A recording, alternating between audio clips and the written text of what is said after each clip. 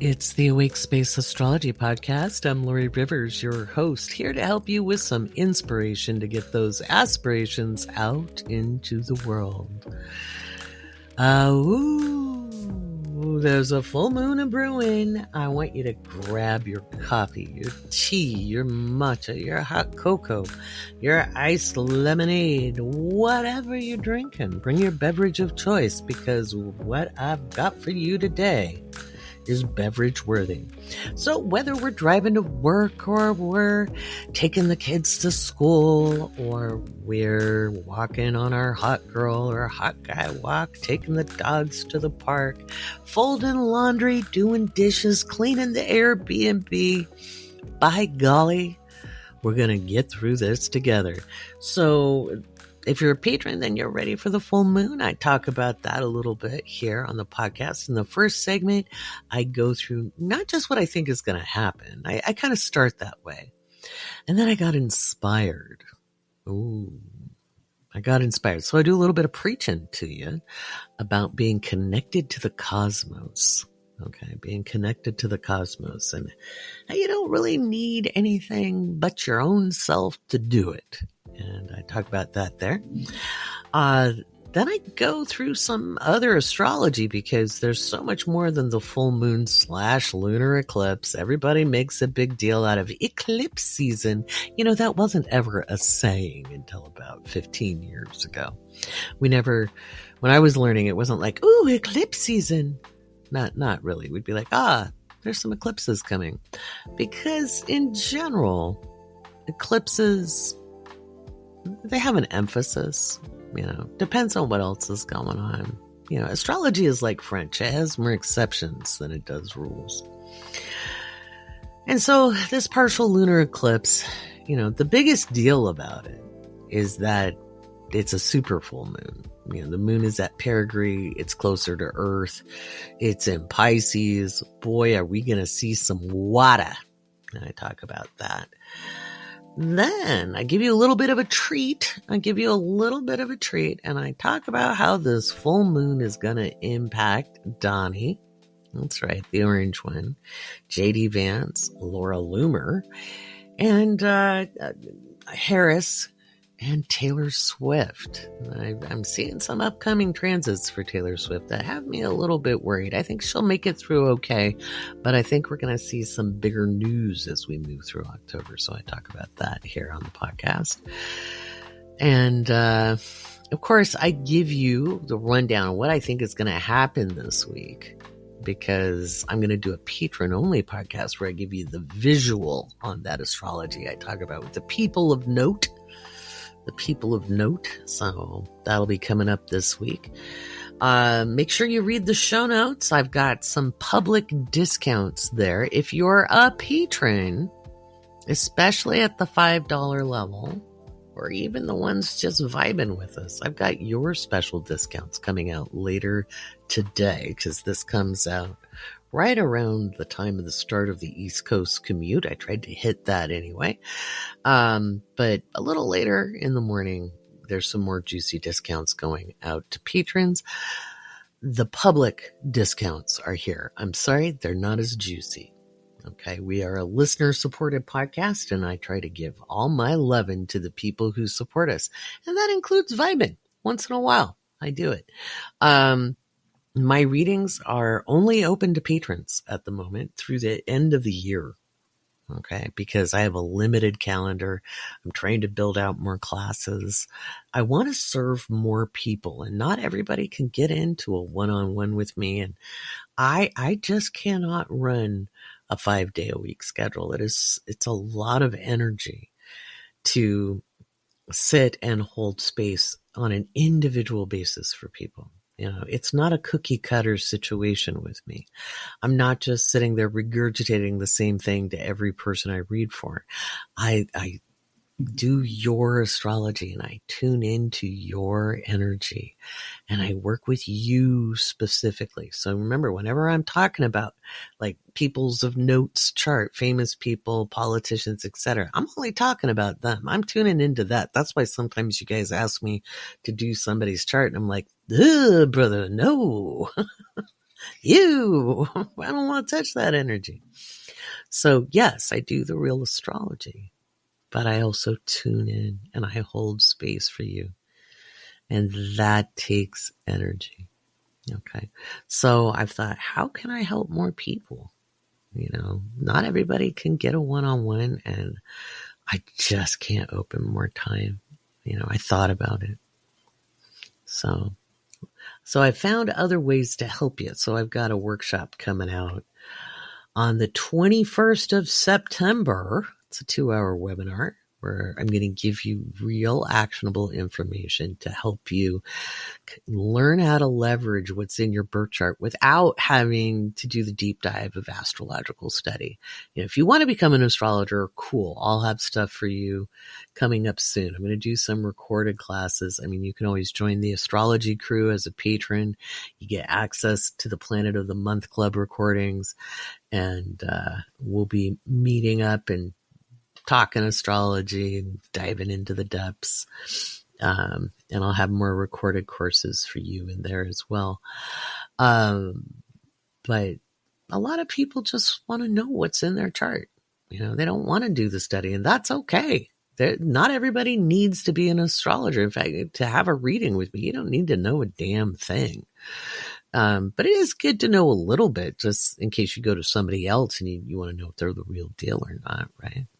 And that's why I do so much education.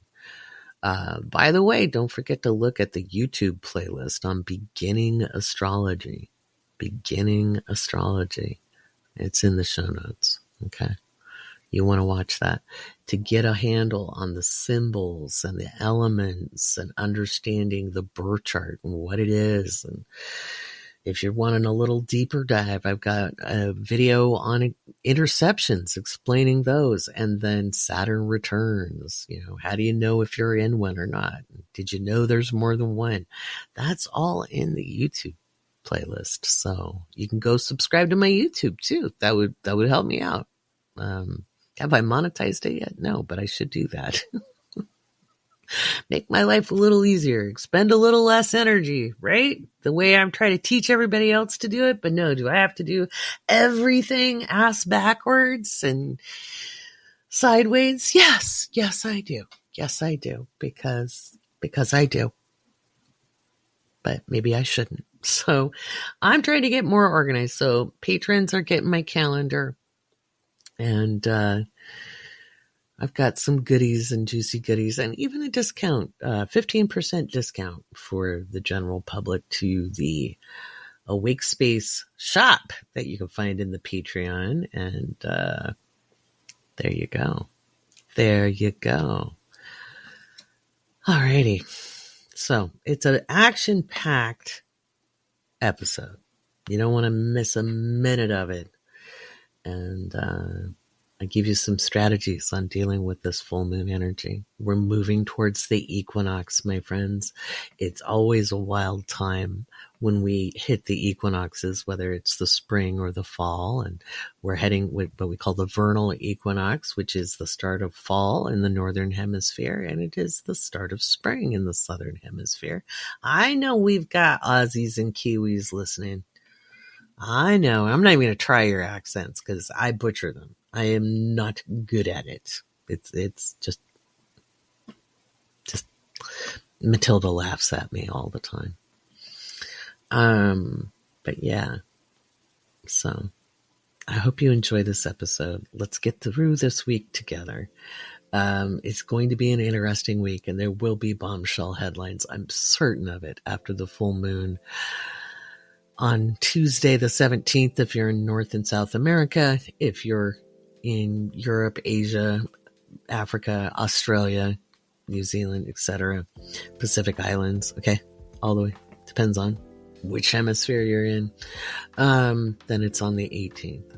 Okay, so there's some big stuff on the horizon. Things start to build. The pressure is starting to release. So we're going to see some explosive behavior. This could be gas lines, etc. We can see a lot of stuff going on. And I go through what I expect to see in the headlines. Okay, I do. And it's going to be an interesting week. It's going to continue to get interesting as we head through to October. So it ain't going to slow down, my friends. But I got you. So let's find out how you can really make the most out of this full moon in Pisces.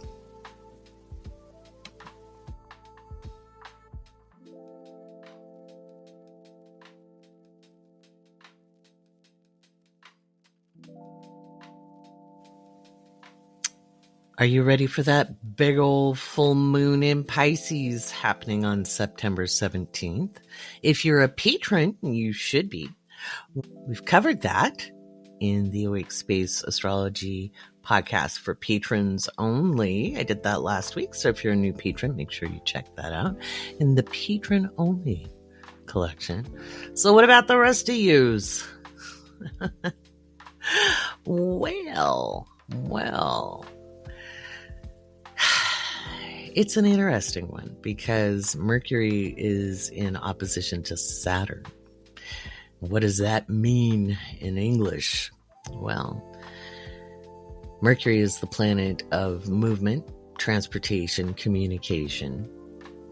It's in Virgo, one of the signs it rules, so it's a little potent. And in opposition to Saturn, we're looking at trying to synthesize structure, forward movement. It's a stop and go kind of energy until you figure out the best pathway. Okay. So there's no willy-nilly moving around or winging it right now. It takes strategic action. Okay. With an actual plan, not a concept of a plan. And so that's part of it. I think we'll see some transportation accidents with this one.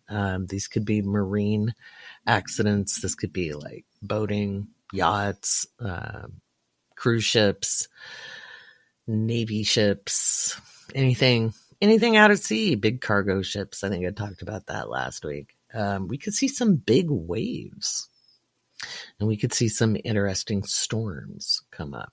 Full moons tend to bring sizable tides. This one is a super moon, guys. So with this, we're looking at the moon is closer to Earth. It's at perigee. Okay. And I talked about that in the Awake Space Astrology magazine in the article on the full moon. I did the recordings for the articles so that you have more listening material. That was due to patron requests. What does it mean for human beings? Well, I think we're going to see some interesting things having to do with drugs. Okay, so we'll be looking at cartels. We'll be looking at people who are either on their meds or off their meds or on drugs of some illicit form. We'll probably hear about some kind of drug recall. It could be an over-the-counter drug, something like, Tylenol or ibuprofen or something like that. Could be something to do with, just something over-the-counter. So I don't think it'll necessarily be like prescription medications. We could also, on the positive side, see an announcement from like a pharmaceutical company about a treatment that works to either, a treatment or a cure. So we could have an announcement on something like that. We could get some good stuff with this, and that would be exciting, wouldn't it? But I do think we're going to see some really odd behavior. If you work in healthcare, be really ready to see things like psychosis, spiritual psychosis, people who've taken hallucinogens and think they can fly. I know it's been like a fad recently to hit the hallucinogenic drugs to connect in spirit. But, you have all of that chemically inside of you without having to resource it through shrooms or LSD or acid, whatever you're using. It isn't necessary. Yeah, it isn't. We are made to connect with the cosmos. So I've seen it go the wrong direction for people in the more than, 35 years I've been involved in spiritual communities, and what people are most unwilling to do is sit in silence, which is, if you can just sit in silence for a little bit, you can connect. You can even listen to meditation music. Everybody's a little bit different on that, but I think a lot of times people try to empty their minds if you just follow your breathing patterns, you can get to an altered state pretty well, trying to force a connection through pharmacological means, whether it's natural, pathic means or herbal means or refined means, is dangerous. It's dangerous. It's not a useful tool when it's a 50-50 shot at the experience. Okay.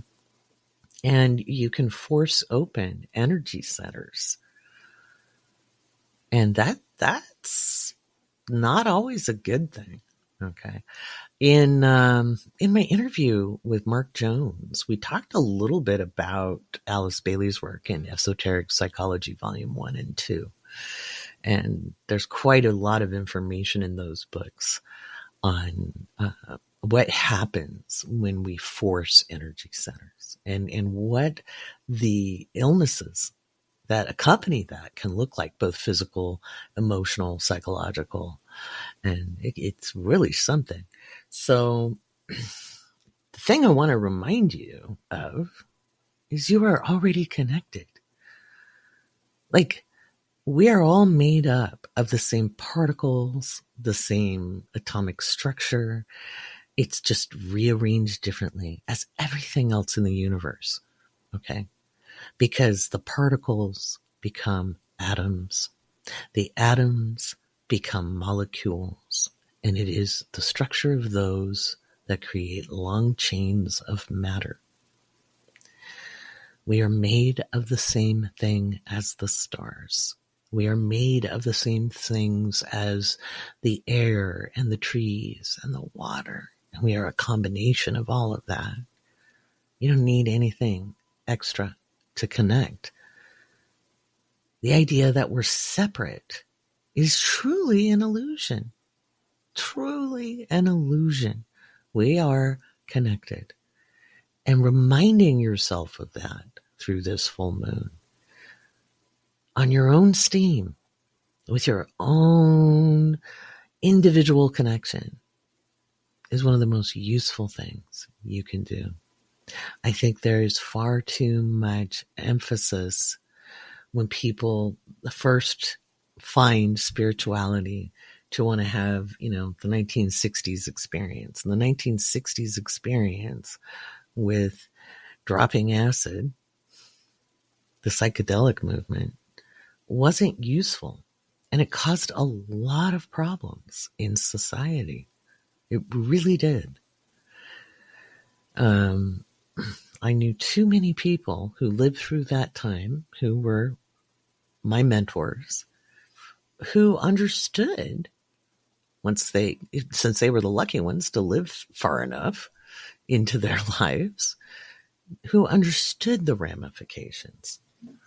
Okay.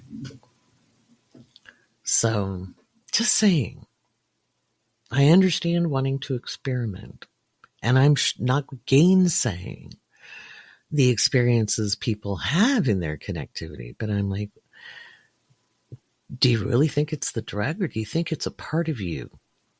It's a part of you. So do it on your own steam. Okay? That's Mama Laurie's lecture for this week. I didn't do it.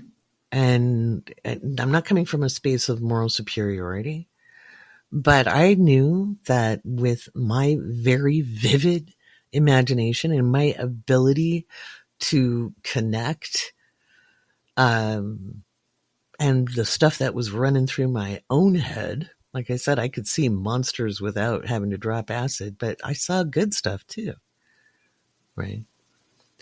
So I've always guarded my brain. because it was often the only thing I had going for me. It was the one resource I had that I couldn't afford to lose. And I urge you to take care of yours. That is a very Mercury opposite Saturn statement. How's that? Okay. Being able to train your Mercury isn't just about being logical and rational.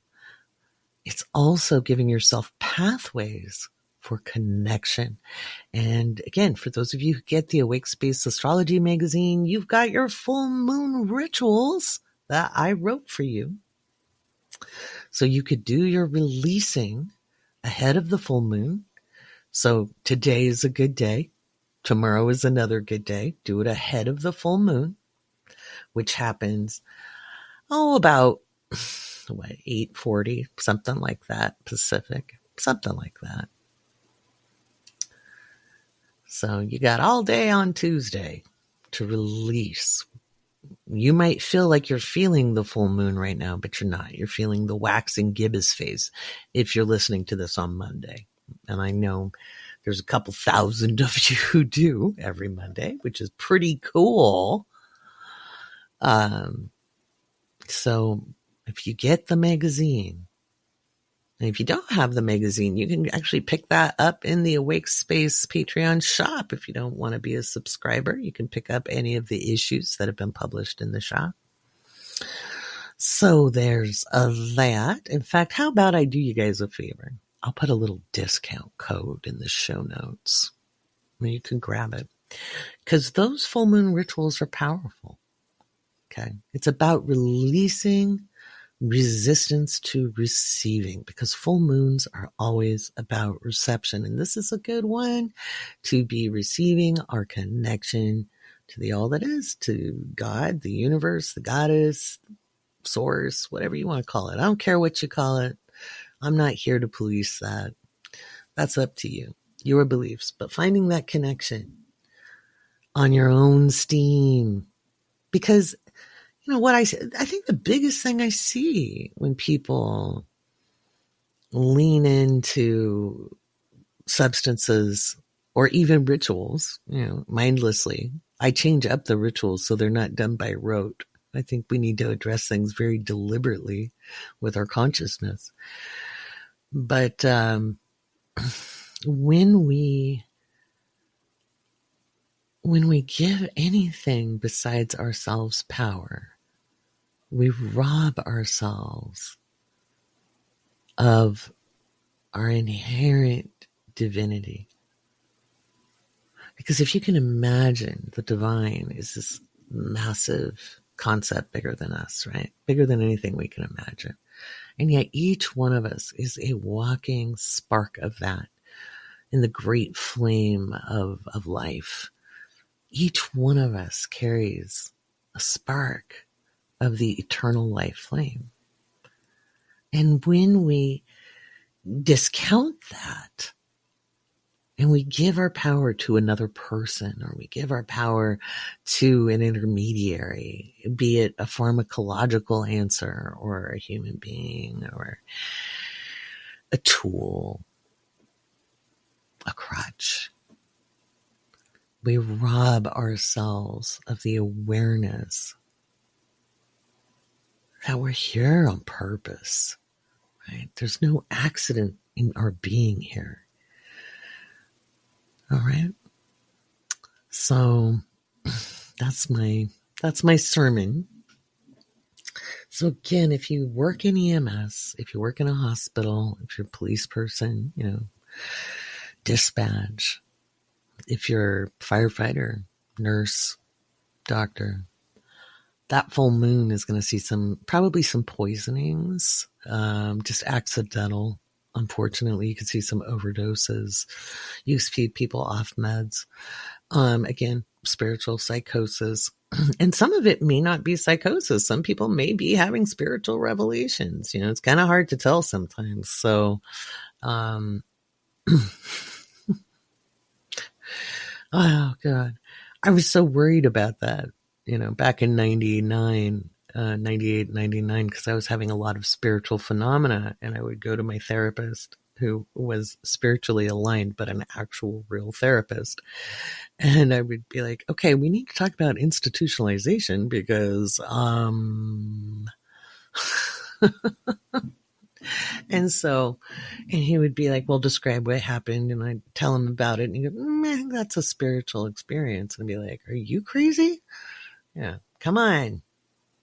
But, it was an interesting time. And, I was on no medication. And I'd be like, should I be on meds? Yeah. I was very concerned about it. He goes, well, the fact that you're questioning it is letting me know that you're doing pretty good.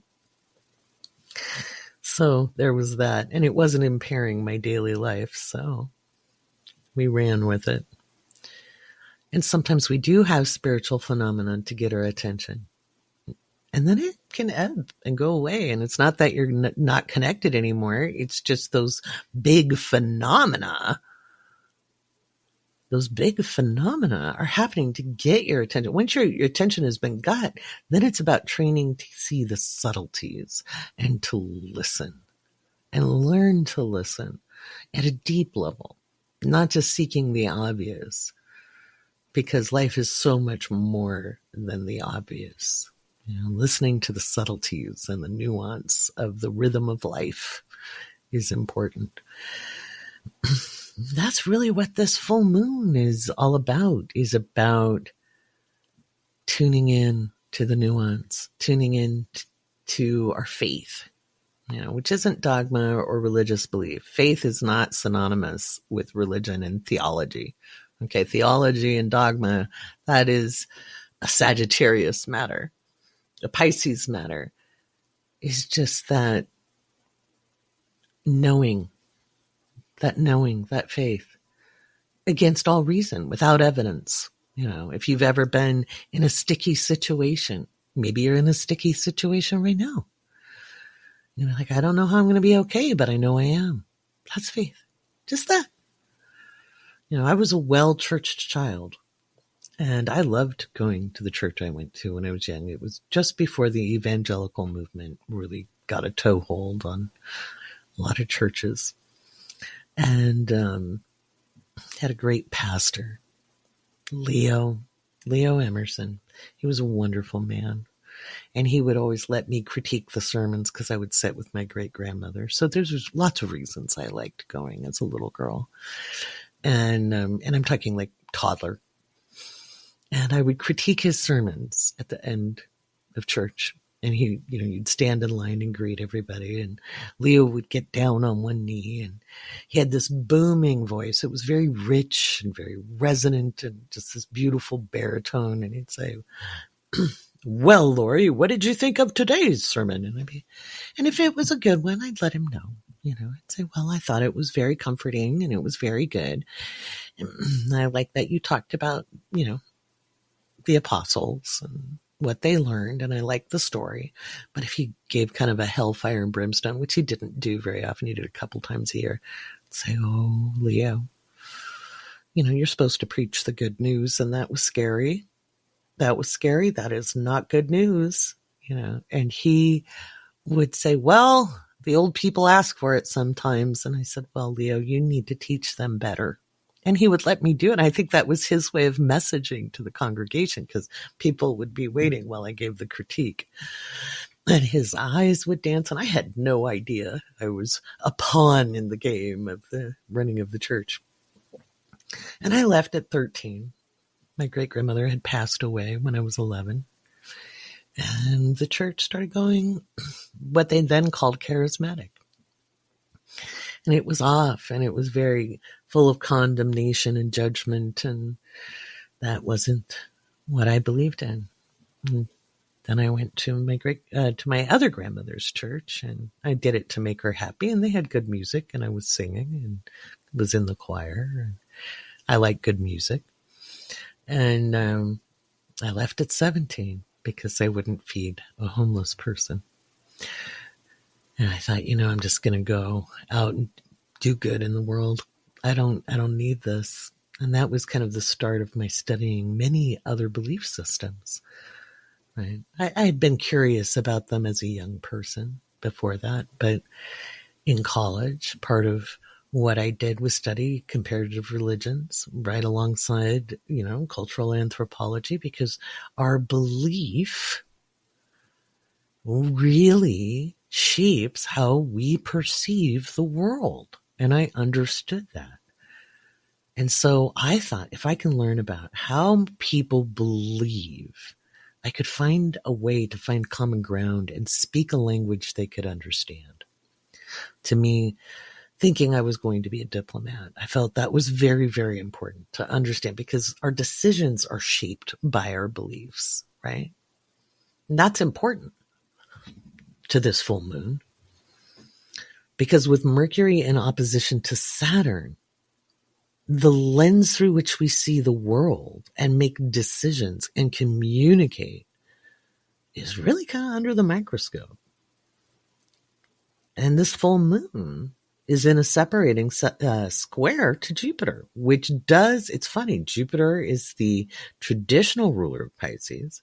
It is also the ruler. It traditionally rules both Sagittarius and Pisces, right? And the modern ruler of Pisces is Neptune.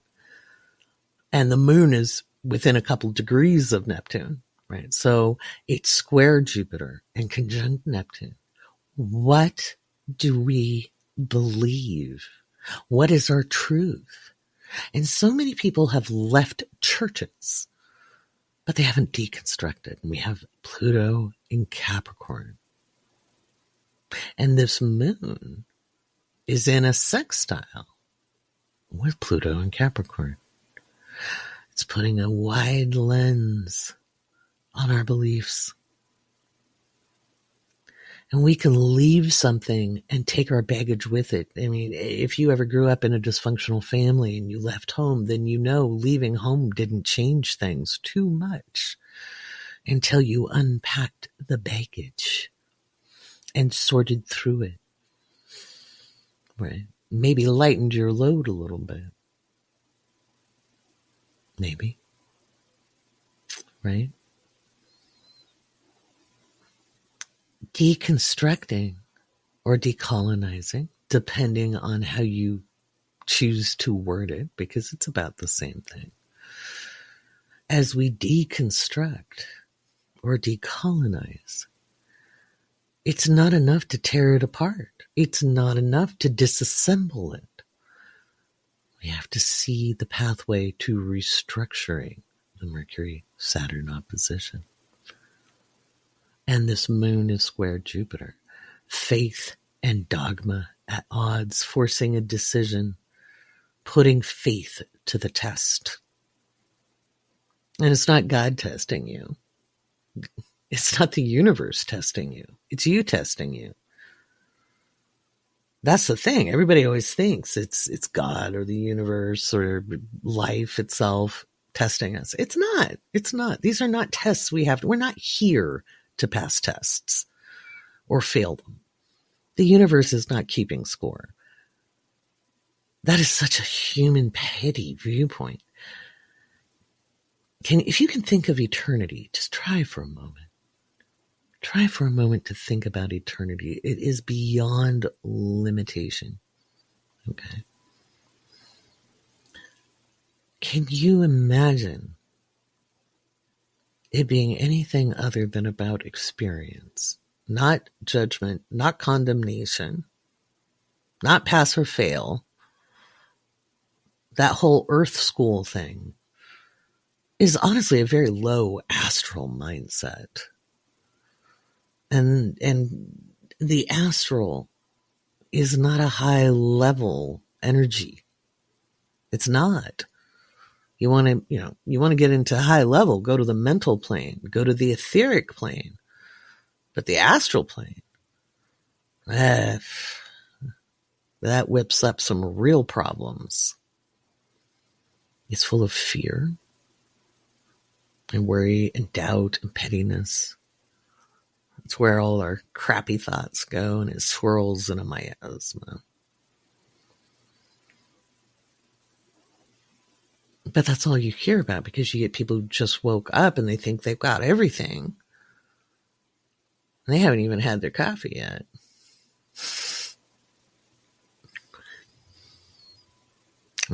I'm in a rare form.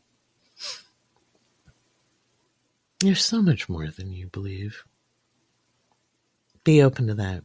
Remove your resistance. By the way, in the Awake Space Astrology magazine, I have a whole article because every month I'm writing a long essay called The Work, because everybody says you got to do the work, but they don't tell you what it is. I used to get so frustrated by that in my 20s. I'd be like, well, you got to do the work. What the hell is the work? What is the work? So every month I'm writing articles about it because eventually it'll all come in together as a book. But I wrote about resistance patterns and how to release them. And it's deceptively simple. And it's not about fighting against it. It's about recognizing it. It's about acknowledging it. Accepting that it is. It is. I'm in resistance. Yeah. I'm having a moment of resistance. I can accept that. It's not condoning it. It's not saying, woohoo. It's just, I see I'm resisting this. I can accept that. I can accept that I'm in this moment. I see what it is. It is what it is. The minute you can acknowledge it, you're not resisting it anymore. You're not resisting the resistance and empowering it anymore. And then you have pathways forward. Then you can release. And I know it sounds like overly simplistic, but most of the really good answers to life's questions are pretty simple. Occam's razor, right? Occam's razor, or known as the KISS principle. Keep it simple, silly. I like to say silly, but it's often said as keep it simple, stupid. But I think silly is nicer than stupid. So there we go. So this full moon packs a wallop. And again, I think we're going to see some doozies, out in the world. I think there's going to be some fairly sizable headlines on Wednesday morning when we wake up, at least in the United States. If you're listening to me from anywhere east of New York, if you're in Europe, Asia, Africa, Australia, New Zealand, because I know I've got listeners out there. So if you guys are across the pond, then you're going to have this full moon on Wednesday in the morning. So on the 18th. And you can look for the same issues. There could be people having, mass hallucinations. We might hear about a cult or religious figures. I'll talk about what I think I'll see in the headlines a little bit later. A little bit later in the podcast. So it's an illuminating moon. And it can illuminate your connection. In the next segment, after some patron shoutouts, I want to talk to you about how you look at the future, because it's how it shapes up. Okay. Because every time I give predictions, there's pearl clutching, or people are scared, and it gets heavy. It gets heavy. I don't do it to scare people. If you notice, I get quiet once in a while on TikTok. I just get quiet because people will be freaking out. And I'm not a big fan of freakouts, as a young person who went through a lot of trauma. Freaking out is a very unsafe behavior. It really is. And being calm under pressure was what I learned was best to navigate some pretty harrowing experiences. And so it gets very heavy, and I'll feel and this is my crap. I'm confessing it's my crap. I feel very responsible for how people take the information. I try not to. Recovering codependent, Libra moon. But it can get very weighty when people are freaking out. And so I want to talk about our lens and how we look at the future so that we stop pooping our pants and how to listen for predictions that are worthy of our attention. Okay. Because I think people just really enjoy being scared. Maybe that's why they go to horror movies. See, I don't go to horror movies. I don't watch them. I know life can be scary, and I know there's bad guys. I've lived it enough. I've seen a lot. I've lived a lot. And I know where my attention goes matters. Okay. Energy flows where attention goes. And I'm not saying we create our own nightmares. I'm not. But I know the more I focused on things that were not as good for me as other things, or when I focused on the fear, or I focused on the resistance pattern, whether it was anger, frustration, rage, life did not go as well. And when I focused on what modicum of faith I could muster, that little mustard seed, one of my favorite parables. Laurie, I have religious trauma. Don't bring up parables. You know, the religious trauma was caused by bad people who like to control people. It wasn't caused by a message that has been misinterpreted so much. You have to sift and sort. You have to sift and sort. You have to sift and sort. And don't listen to the New Earth stuff.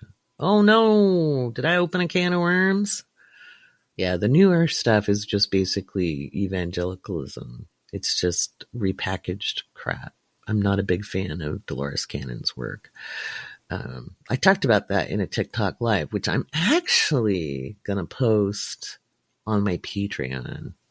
And it'll be for all members, free and paid.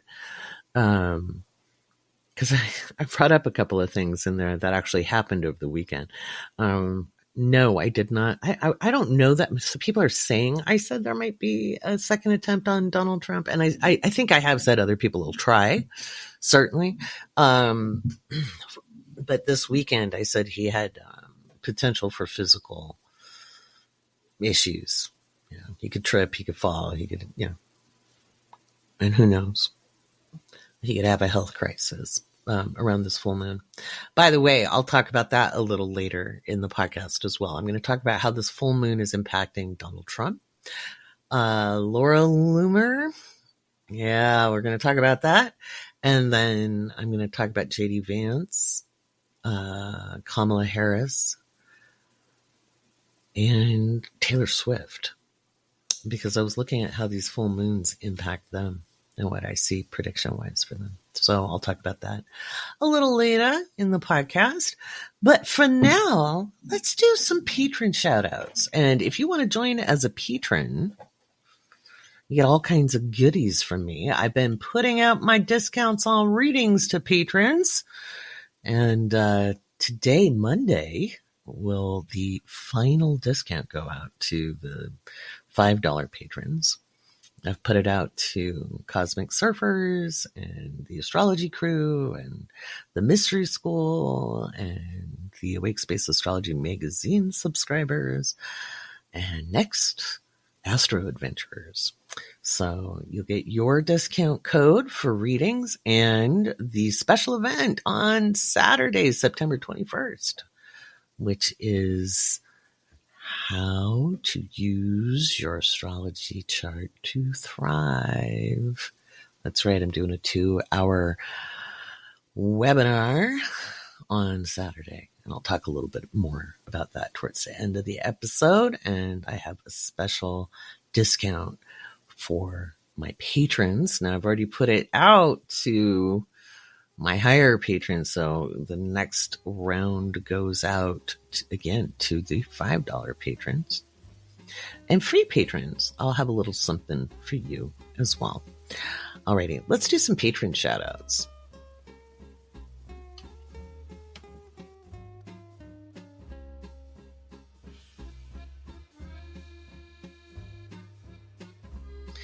You heard the music. You heard the music. All right, it's time for Patron Shoutouts. Without you, there is no podcast. Every single week, I shout out our newest patrons. All right, we've got Mindy, Carla, Nikki, Aaron, E.G., NECA, Amanda, Shauna, Aaron, Kathleen, Carolyn, Trista, Laura, Andrea, Jenny, Ashley, Cheryl, Megan, Emmanuel, Diane, Laura, Lila, Peach, Jillian, Mariah, Lisa B, Samantha, Tina, Kimberly, Patrina, Lori, Soledad, Adriana, EJ, Robin, Kristen, Tabitha, Lemon Biscuit, Megan, Brittany, Abigail, Cassandra, CW, Lauren, Meredith, Elizabeth, Courtney, Christy, Jacqueline, Isaac, Kay, Joy, Loretta, Letha, Kay, Mama Soros, Christina, Fiona, Mel, Hope, Michelle, D87, Nickel 914. I think it's Nickel. Yes, it is. Amy, Tanya, Mariana, Chandra, Manuela, Fire Breather, Mary, Katie, Jessica, Ashley, Kimberly, Megan, Danielle, Katie, Renee, Tanika, Jackie, Spencer somehow knows, Desiree, Deanna, Jen V, Audrey, Kathy, Anna, Carrie, Kristen, Stephanie, Ashley, DS Chick, Aaron, Carmen, Hope, Lee, Skylar, Jessica, Jackie, Jacqueline, and Christopher. Welcome, new patrons. Thank you so much for supporting the podcast. I am flabbergasted and honored that you help support this listener-supported podcast. This is the only way that we make this podcast happen is through patrons like you. So thank you.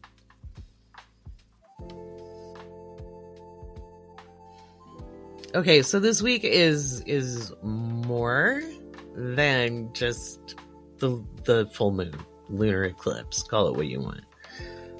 We're heading towards the equinox, and the equinox is on September 22nd, which happens to be a Sunday, I believe. Yes, it is. So I wanted to mention it now before I talk about Donnie and Laura kissing in a tree, KISSING. Anyway, yeah, I'm being sarcastic. Anyway, so there's actually quite a lot that's happening this week, and so it's a bit of a volatile week. I know you're tired. Me too. Everybody's tired. My back hurts. I tell you, it's been a lot. It's been so bumpy. But again, what did I say about September? All the way back in 2023, I said of September 2024, it has no chill. And we were right about that. So we've got the full moon in Pisces, which is, of course, the lunar eclipse. Mercury is opposite Saturn. And then on the 19th, we've got the sun trine Uranus. Oh, that is going to be some interesting things. I think we could see more solar flares or another X-class storm and maybe even some more cool northern lights. We could see the sun opposite, or we'll be seeing the sun opposite Neptune. That could be some issues around healthcare. We could see some big tides, or dealing with the result of flooding on the East Coast, especially, maybe even into the Gulf Coast, the Caribbean, etc. Then on the 21st, we've got Mercury square Jupiter, and the sun is trine Pluto. This could be another shooting. It could be vehicular violence. Boy, there's a bunch of stuff going on with that. We could see border clashes kind of get out of hand. I think they're suppressing information out of Eastern Europe. I don't think we're hearing everything that's going on in the conflicts over there. And then, of course, on the 22nd, we've got the autumnal equinox. The sun is moving into Libra that day. So, and that's the spring equinox in the southern hemisphere. Venus happens to be square Pluto that day. So there's could be a big financial crisis. We could see massive scandals. We could see a big, like a celebrity death, like domestic violence type, like a big scandal. Financial crisis, and then of course, this could be weather. It could be earthquakes. Speaking of earthquakes, I've been mentioning that the 16th holds potential for an earthquake in Southern California, but we had a 6.6 up in above Vancouver, BC yesterday. So maybe that was the big quake. I'm okay with things not happening. If it doesn't happen, it doesn't happen. Like I said, I'm always kind of happy about that. Yeah, it was in Port McNeill, which is Queen Charlotte Islands. So I'm all right with that. There was also something up in Alaska, almost a 5, and a 5 in the Bering Straits, something in Indonesia here, or actually it's in Papua New Guinea. So yeah, it's a little. Vanuatu had an almost 6, and New Zealand had, gosh, it's not saying. When was New Zealand's? I think New Zealand's, I'm not seeing when it was. I think it might have been yesterday, which would have been the day before yesterday in New Zealand. But yeah, so anyway, we could see more seismic activity happening with the sun trine Uranus as well. That could be in Mexico as much as it's in Southern California. I still expect seismic activity of, 6.0 to a 7.0 in that range in the Southern California, Mexico, U.S. border region. And again, these things are very hard to predict. If I am wrong, I am okay about that. So this week is full of volatile energy. Again, I think we could see a financial crisis. I think we could see some big issues around domestic violence or partnership violence. We could see attacks on the LGBTQIA community. So if you are part of that community, be careful. If you are a champion of that community, be careful. So it's going to be a little wild. Let's see what I had for in the headlines. Get into the headlines. All right. This is from the magazine. Let's see where we're at. So, I just want to make sure I'm in the right. So for September 16th through the 18th, we could see unexpected strong storms, big rains, big floods, massive erosion events, hurricanes, waterspouts, viruses, and airborne illnesses. This could be news about COVID, RSV, any kind of virus. Pharmaceutical companies and treatments, vaccines, and medicines are in the headlines. This could be a recall, but it could also be breakthroughs in pharmaceutical treatments. Toxic waste, radiation, or nuclear power it could even be nuclear radiation is in the news, but it could also be solar radiation, and we could be looking at like another X-class storm. Naval or maritime accidents, skirmishes, or battle or issues with a submarine, water quality issues, sewers, and waterborne illnesses, issues with poisons or nerve agents, and pharmaceutical matters. Poison potential, it could be poison too. Potential terrorist attack, vehicular violence, or use of drones. This is anywhere in the world, anywhere there's a potential conflict. Increase in the use of bombs, missiles, and expansion of war in any current conflict, large civilian casualties potential. Drug cartels, gangs, and state-sponsored activities could see use of missiles and drones in Eastern Europe that may contain irradiated materials. Music industry and or film industry could be a new artist or actor getting press, new releases. Could see world leader, religious leader, politician, or CEO fall ill or have a sudden illness, stroke, seizure, or poisoning. CIA, Mossad, MI5 in the news are accused of something, or espionage and intelligence agencies mentioned. Trump news dump attempts. Oh, this is an old one I should have taken out in September, but there's a Trump news dump. Dams and levees breach, severe weather, big rain, oil spills, oil platforms, issues with natural gas or other kinds of petrochemicals, including gas stations and depots and refineries, oil tanker or big Navy ship has accident, or truck carrying volatile load has accident, fire, or explosion. Sometimes I tweak these headlines every month. It's just sometimes I miss one. What do I have for the 18th to the 20th? We got big bada booms, especially more towards the 20th.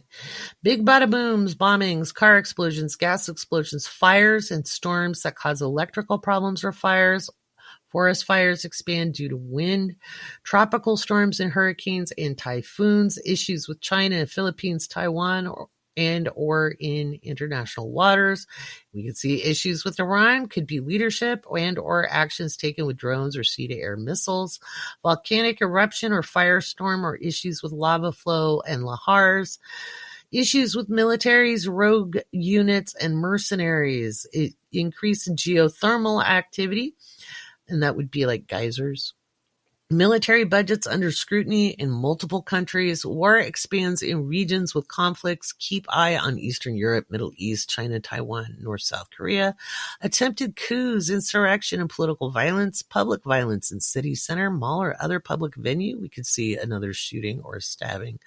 Poland dealing with border security and potential sabotage, terrorist attacks. Could be German border. Could also be like anything around Belarus.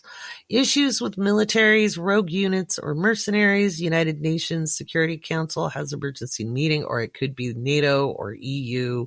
Any of those, all of those, any international organizations. Marjorie Taylor Greene might be facing a tricky situation. Kamala Harris is faced with tough decisions and or has security issues. I'm very concerned about her husband.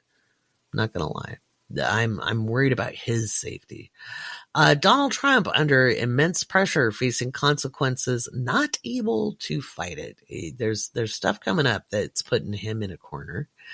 So there's that.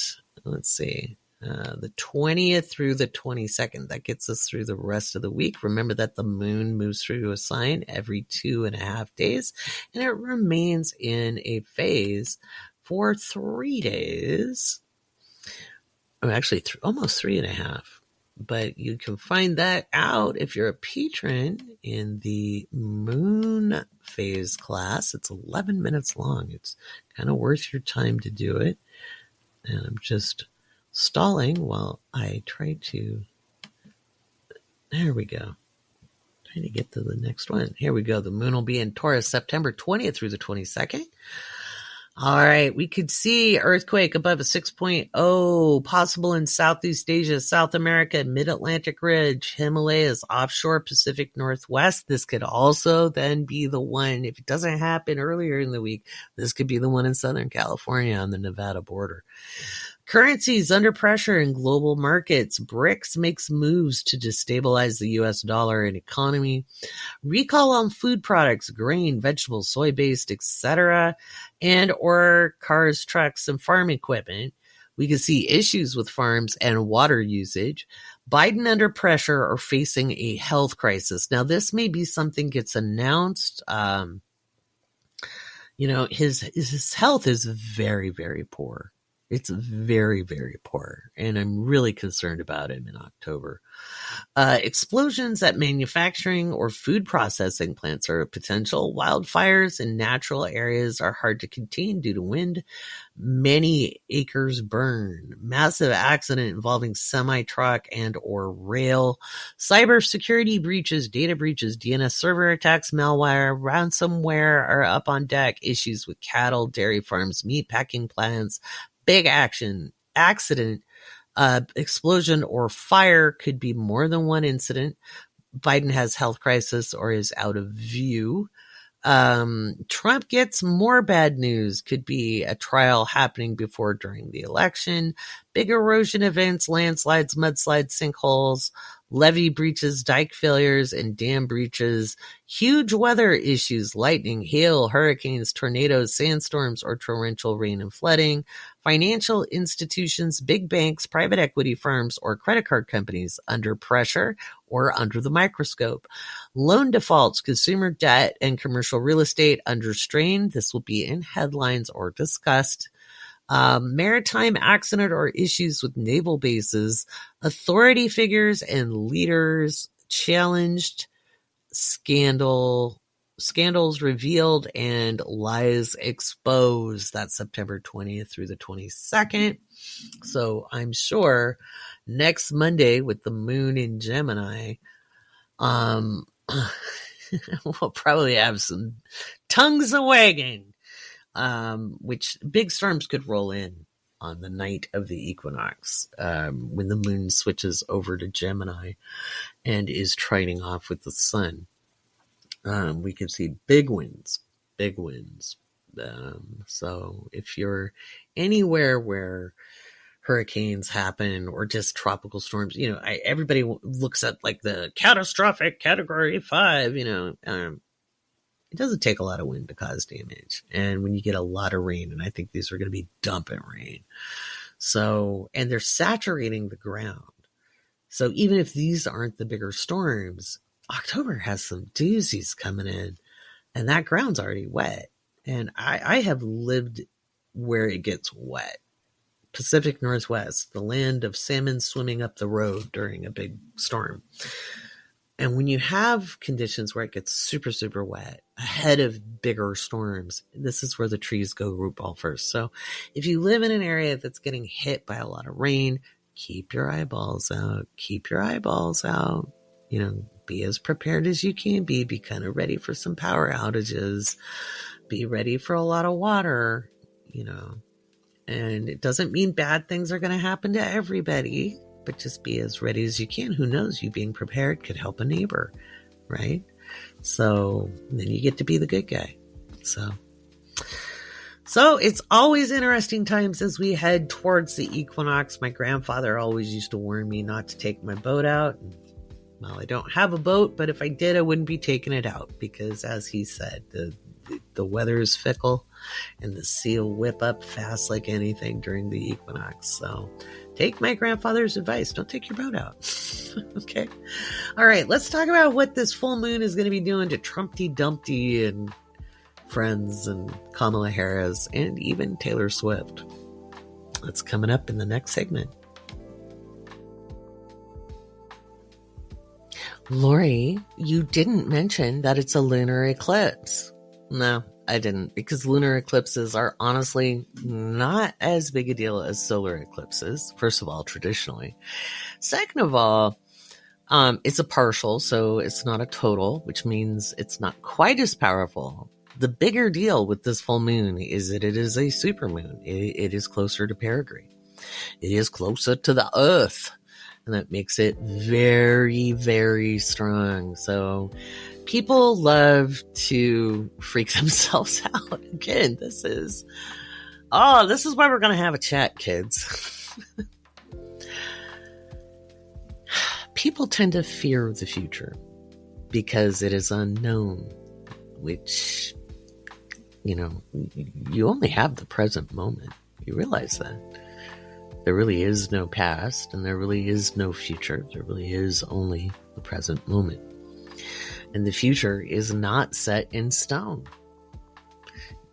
Our lives are a mix of destiny and free will, of fate and free will. They are vastly intertwined, and it is done on a decision-to-decision basis, a moment-to-moment basis.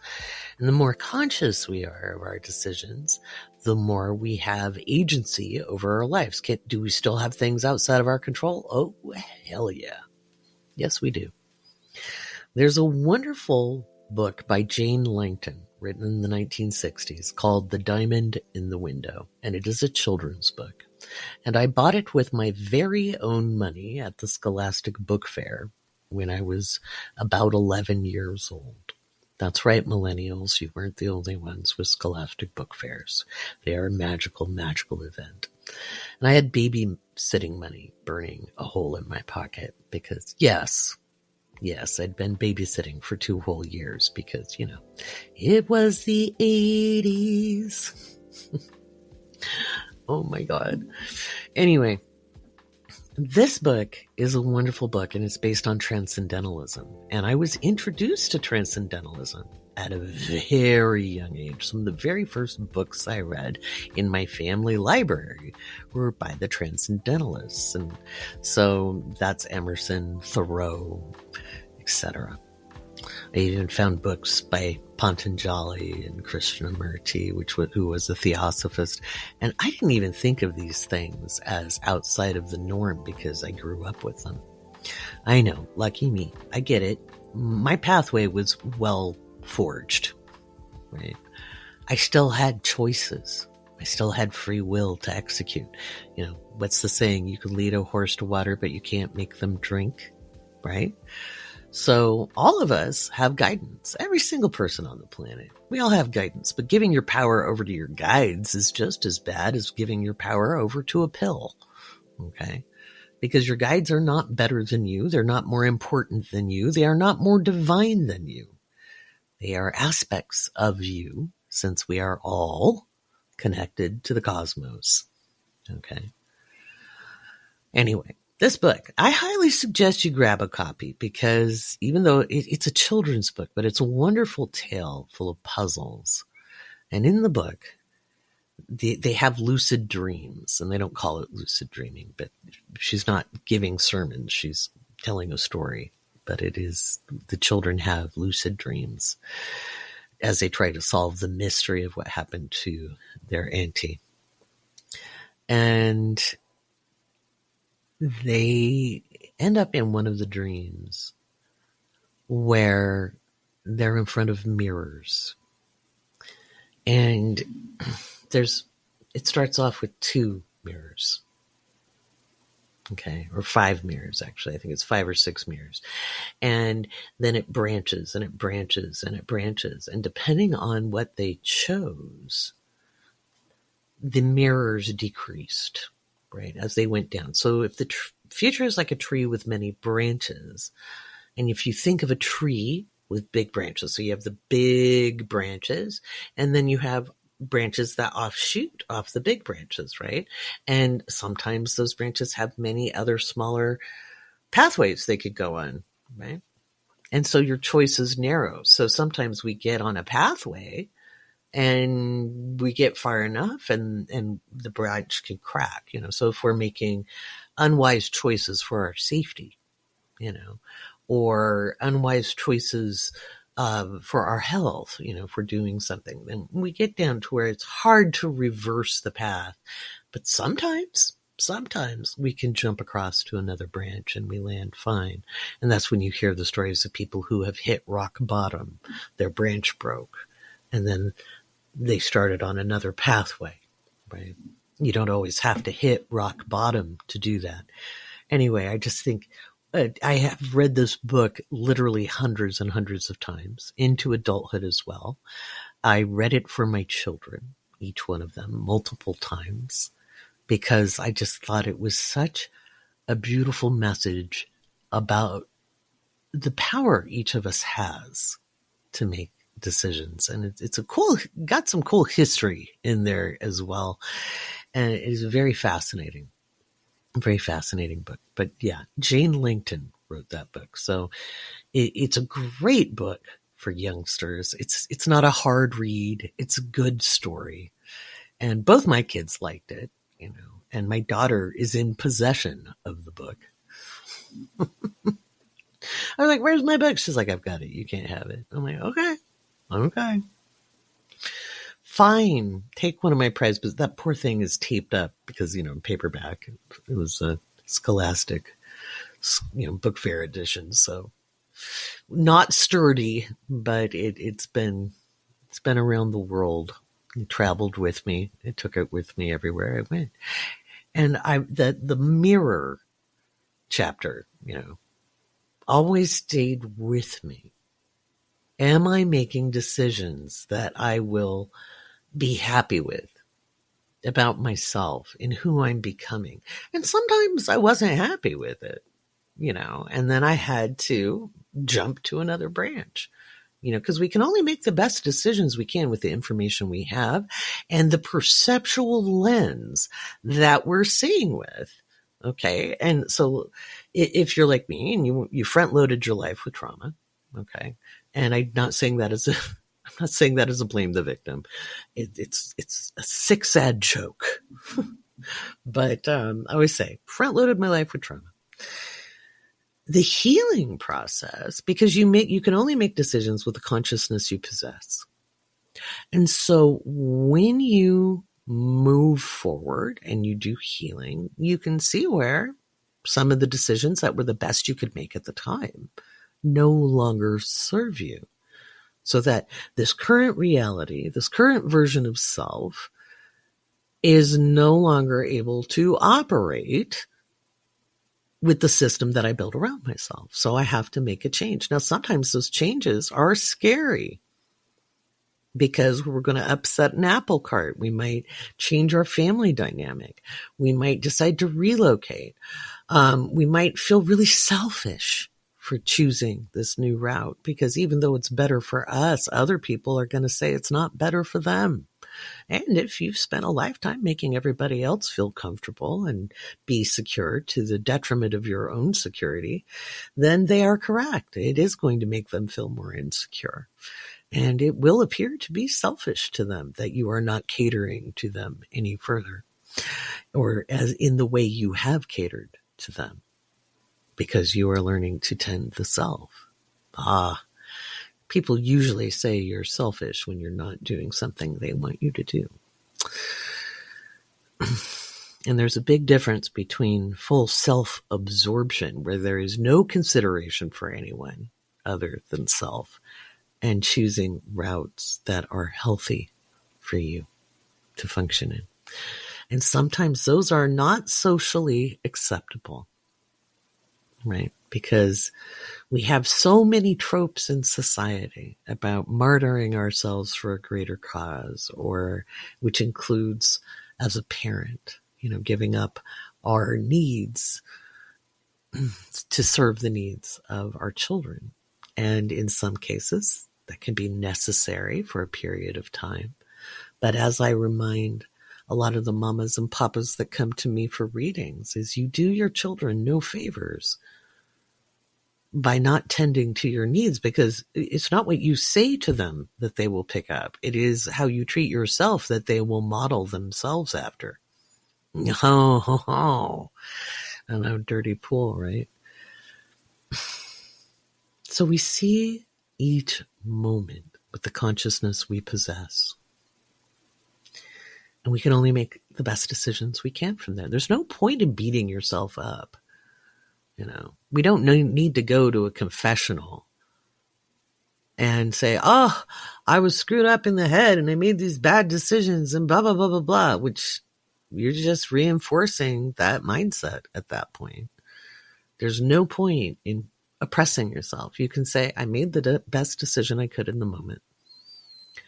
It no longer serves me. What is the best decision I can make now? Now, here and now, now. There's no future. Now.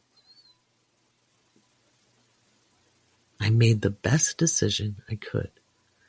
What is the next best decision I can make now? And giving yourself the fluidity to change. And yeah, sometimes we have to jump a bigger branch, especially if you were in the habit of repatterning trauma on yourself. I was. And it got to a certain stage where it became very, very obvious.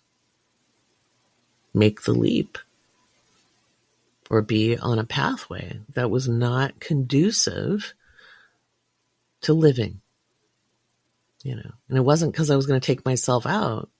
I was having chest pains. I was like, oh, that's called a clue. And choosing the path that was enlivening. And I had done enough somatic work, enough healing work, enough spiritual path seeking, enough journeys to know.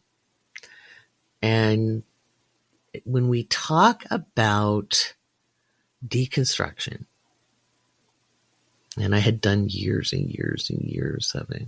And what's funny is you'll catch little bits, little cobwebs, shine a light in another corner that you thought you had, but you missed a spot. You'll find it. And you'll find it your whole life. This isn't about perfection. The power is in the noticing. The perfection is in the correction. It is in making a new decision. It is a rare situation that you put yourself so far down a branch that there isn't another decision you can make. But it can be scary to make it. Okay. And we get these windows in time where sometimes it is just more blatantly obvious there is a decision to make, where a pathway can be illuminated. Full moons every single month are one of those times where pathways open. You might also see a lot of people transition during full moons. New moons and full moons. It's easier for the physical body to let go. It doesn't mean there's anything wrong with going during another lunar phase. Okay? Not at all. But during full moons and new moons, it's often easier for people who have been waiting to transition or very, very ill for them to release. There's other big transits as well, that just those moments in time, whether you are transitioning from the body or you are transitioning into a new set of decisions or a new pathway, these moments in time make it easier. It facilitates it. Okay?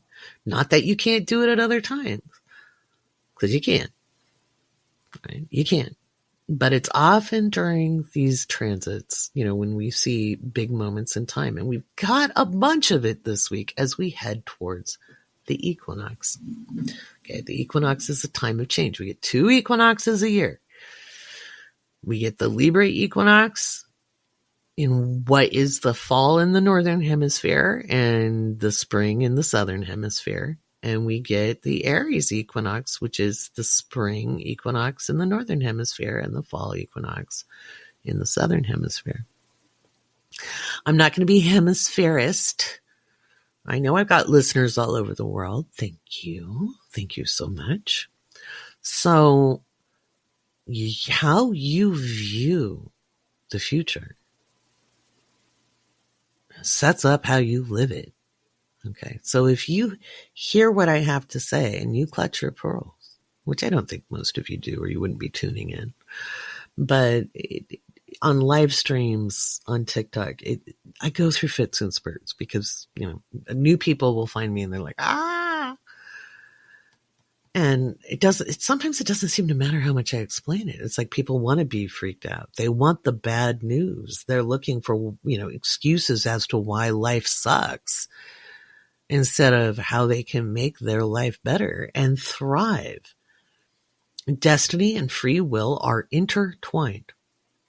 It is just like the saying, there's some things we can't do anything about. There are circumstances outside of our control, but the control we've got is in how we meet them.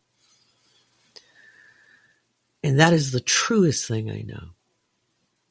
It is the attitude in which we meet life. And if you have a sucky attitude, your life is going to suck. If you are in fear, if you're more worried about what other people think, to the point where it paralyzes you, if you're always comparing yourself to other people, if you are always wondering, what will the neighbors think? What will people think of me? And we all do it. I've done it. I stayed in a marriage far too long because I was afraid that people would judge me for being twice divorced. When I left the first marriage because of safety concerns, and I didn't even leave it to get divorced. I was hoping he would go into rehab. And the second marriage was not a good fit. And it was full of neglect. and control issues but it was passive aggression, which I'm not good at dealing with because I'm a very kind of assertive in your face person. So if somebody comes sideways, that often sets me off kilter because I don't understand it. But I thought, people would think all sorts of terrible things. And by the way, those very people that I was worried about thinking all sorts of terrible things, they do think all sorts of terrible things and say terrible things about me. Which is funny to me now because none of it's true. They just have these opinions. Some of them think they're very progressive and liberal people, but have very entrenched social views that are very attached to patriarchy on what a woman should be. And if you're listening because you're curious and you're one of those people, again, I suggest a Lily Allen playlist for you. But that held me back for a long time. And some people talked me out of it because I knew it wasn't a good space to be in. About 5 years into it, and people use social norms, and I bought into it in the conversations. And I have to take accountability for not having taken my agency, but not beat myself up. I used the time wisely, as wise as I could. And when it came time to make other decisions, I did. And I'm not telling everybody go dump your spouse if you're not happy. I'm not doing that at all. I'm just saying it's never too late to grab onto life. And I learned that from a dear friend named Granny Annie, who left her marriage when she was 68 years old. And it had been very abusive. Very. And the community rallied around her. And I thought about it and I was like, well, I'm not happy, and I was 30 years younger than her. And so around that time, I thought, boy, I can't wait till I'm 68. I don't want to sacrifice my life like that. I saw the horrible relationship she had with her kids because, this is the funny thing is you would think when a person is exploited, neglected,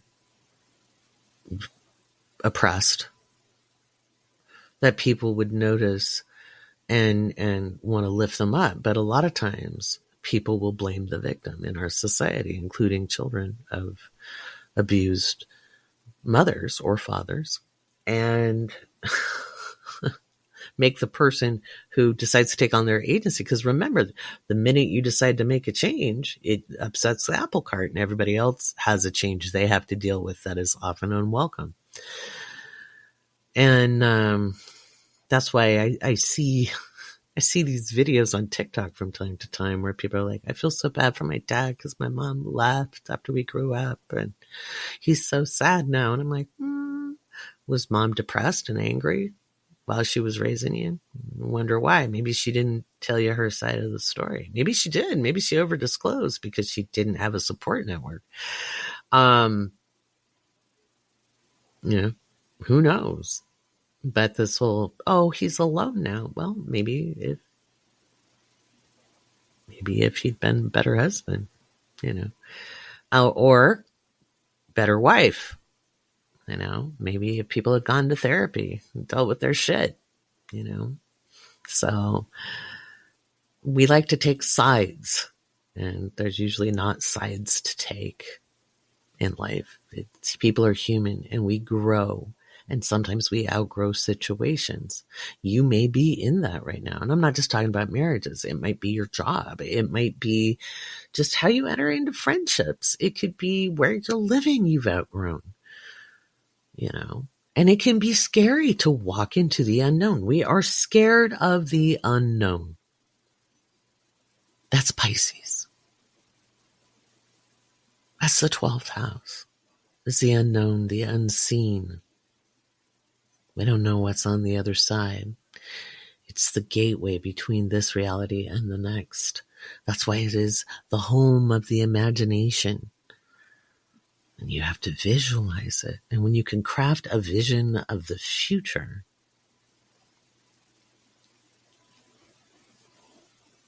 and be realistic and authentic, then you have your agency. And that is some of what I'm going to cover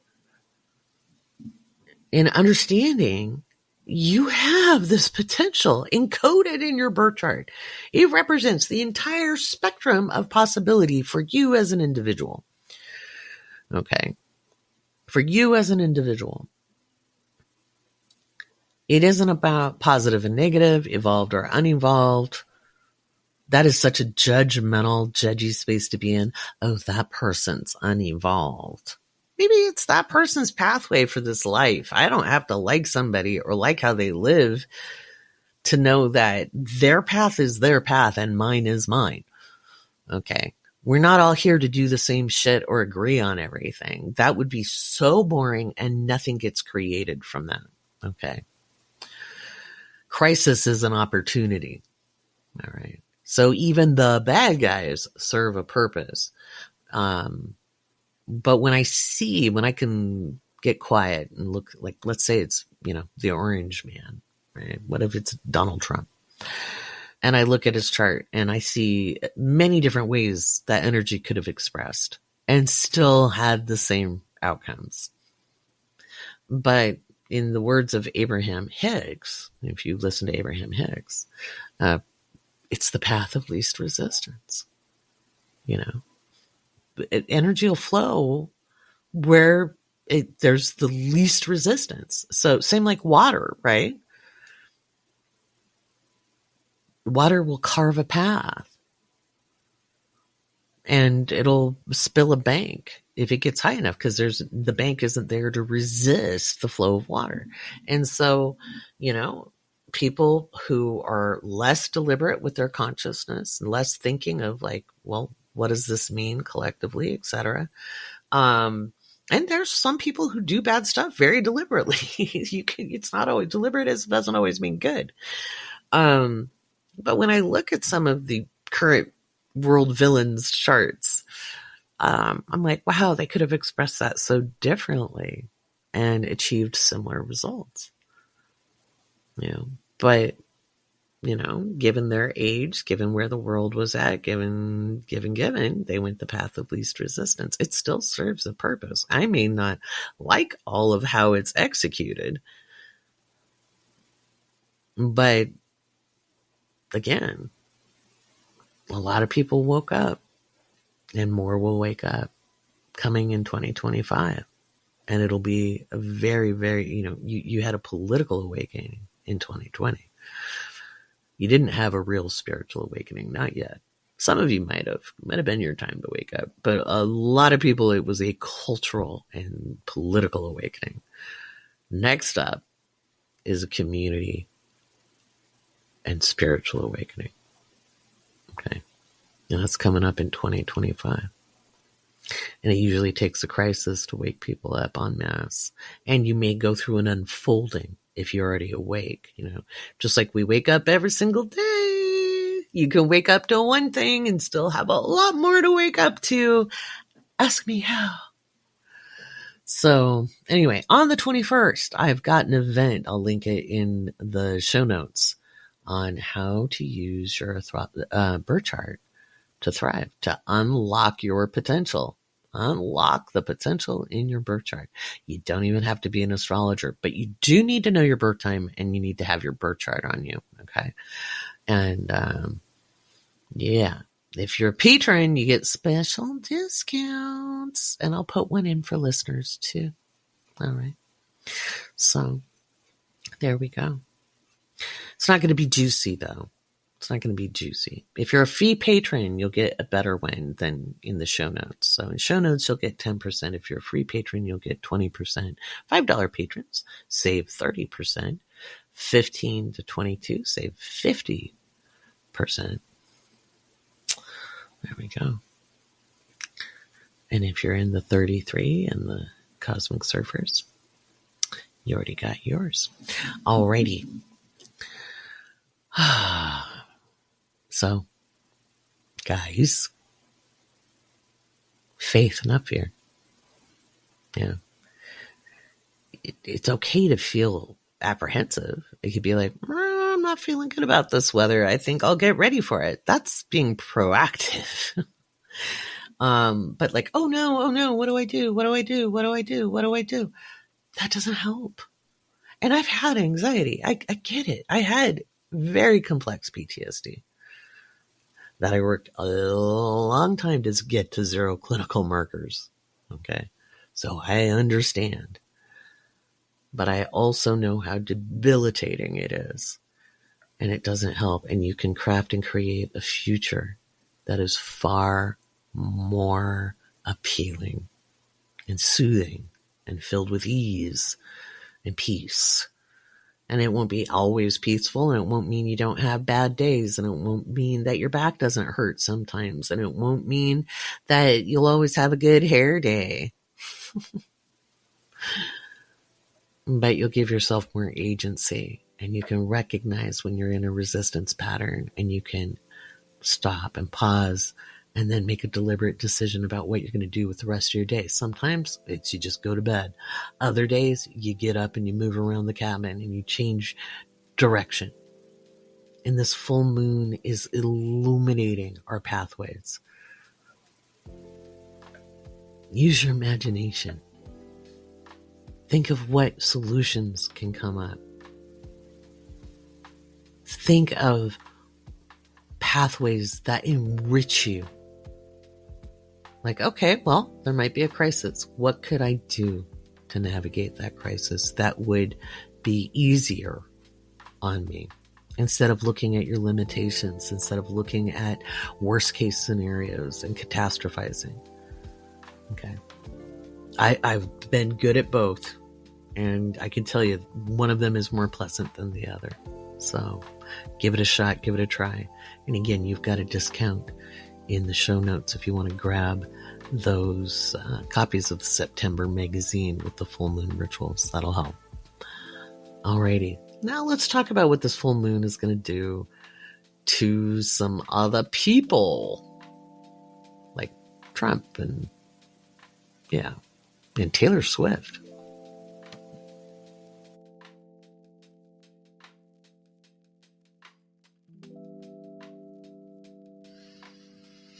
All right, since this is a big full moon, it is probably going to impact some people of note.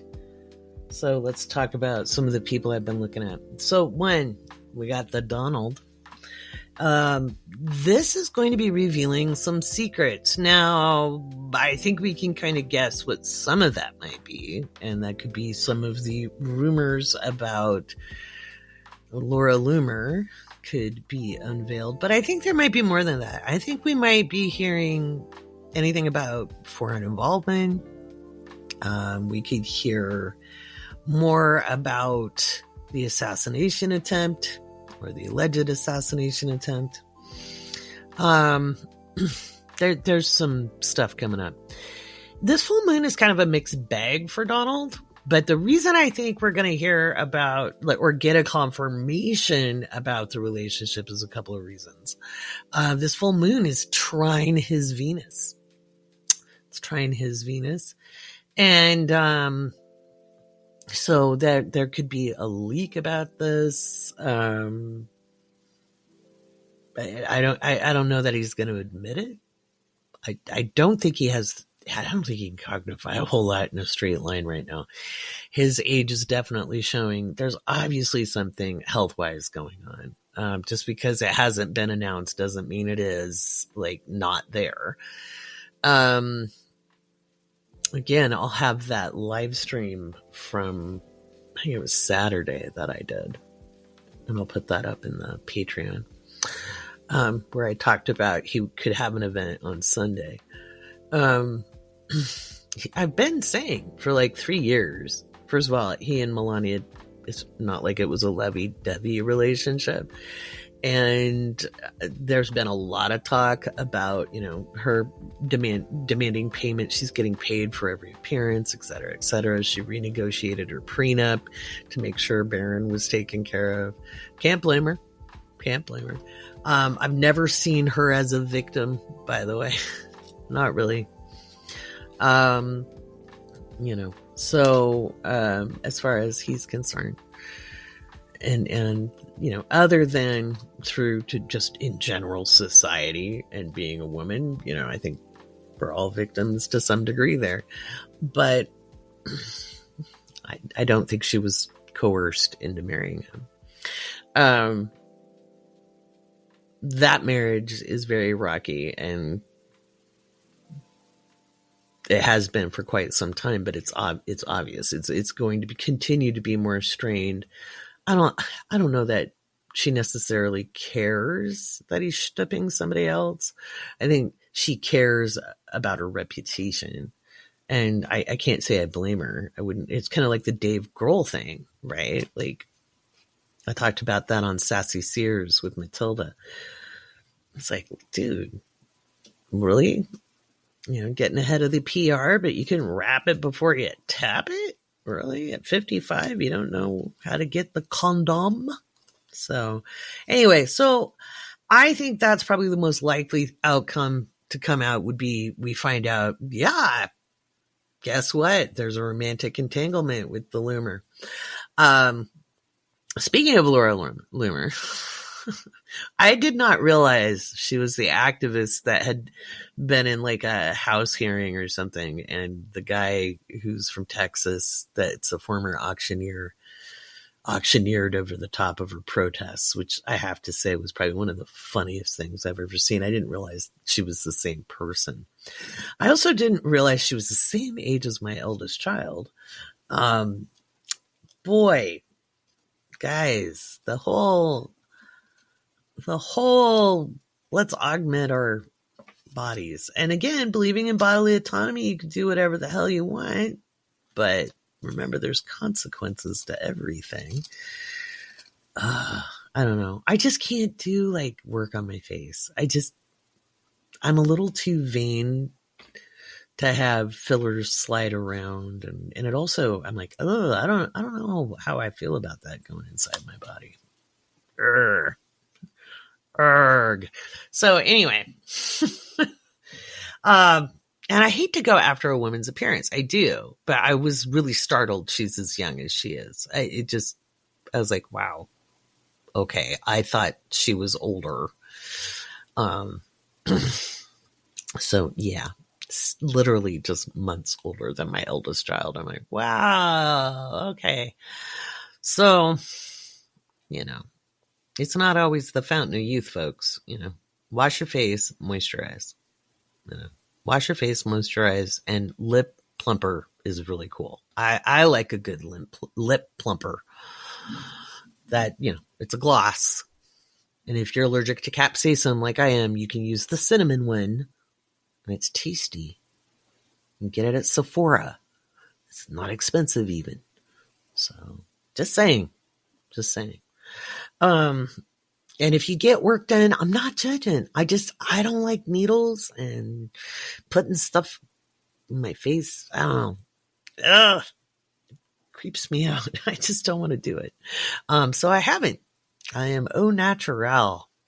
So anyway, Laura Loomer, it's interesting. So she doesn't have a birth time that's public, but I found somebody had rectified her chart, and I found it, and I had been postulating on her being a late Leo rising just because of behavior. And I was listening to a video where she was speaking and looking at her appearance. And it's hard when somebody augments their appearance, because then it makes it harder to actually